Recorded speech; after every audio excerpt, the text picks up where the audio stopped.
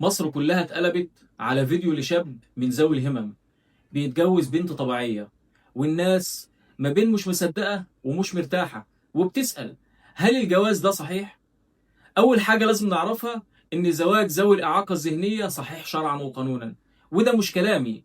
كل المذاهب الفقهية أجازت زواج المعاق ذهنيا إذا كان له شخص بيراعي مصالحه وبيتولى إجراءات زواجه، ودار الإفتاء المصرية أكدت ده بفتاوى صريحة وواضحة. ومن الناحية القانونية فالقانون المصري واتفاقية حقوق الأشخاص ذوي الإعاقة اللي الدولة موقعة عليها بيدوا الحق الكامل لذوي الهمم إن هم يتجوزوا ويعيشوا ويحبوا زي أي إنسان عادي.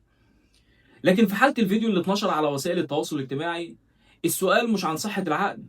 السؤال الحقيقي اللي المفروض يتسأل: هل البنت موافقة ولا لا؟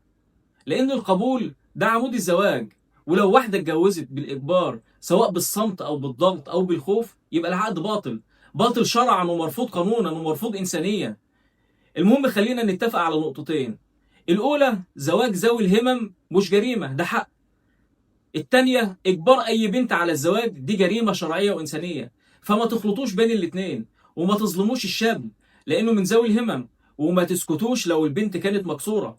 كرامة الإنسان لا تقاس بدرجة وعيه ولا بجنسه، لكن بحقه في الاختيار. وفي النهاية أنا مش ضد الفكرة، لكن برضه مش قادر أفهم الحياة الزوجية هتستقيم إزاي بين الاتنين. فنصيحتي للأهل: حسن اختيار الزوج.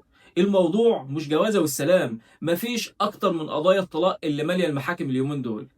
وفي النهاية لو مهتم بالقانون تابعني.